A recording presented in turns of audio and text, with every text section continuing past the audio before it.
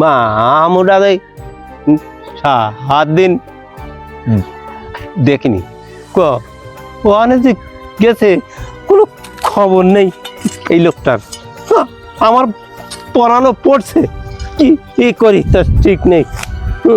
এই ঘাসও হয়েছে, দেখি মামুদ একটু খোঁজ খবর নিয়ে আসি।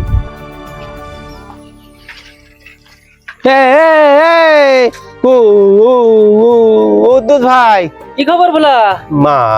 আমার মামুর কি দেখেছি ভাই? কই না তো, কেন কোনো সমস্যা?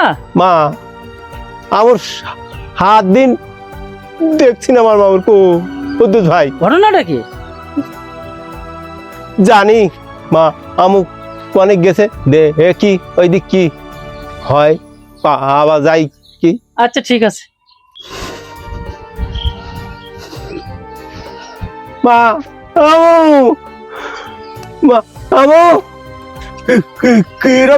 তুই এতদিন ওয়ান ছিল আমার পড়ান পড়ে না। ওরা ভাগ্যে শোন ও বাদায় কাটা না।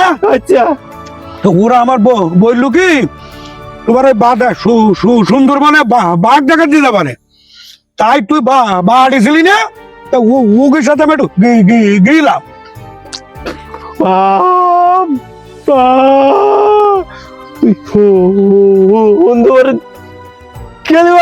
হ্যাঁ হ্যাঁ হ্যাঁ সুন্দরবন গেলাম। তা ওই কি দেখলি? ওরে ভাগ্যে শোন বানো দেখেছি গাছে, তারপর হরিণ দেখছে, তার গুড়গুড়ি সাপ, তারপর হনুমান বুঝতে, তার পাহাড়টা নদী গেছে, বড় বড় সাপ। তারপর কি কি দেখলেন জানিস? বাঘ।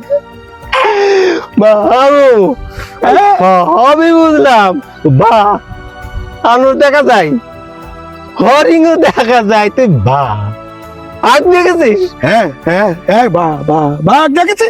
আরে বাঘ দেখা গেল গেল কি এরম?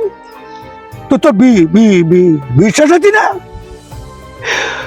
বাঘের সাথে আর মানুষ দেখা হলে আবার তা ছাড়ে নাই। ওরে তাহলে গোল পাতাল নদীর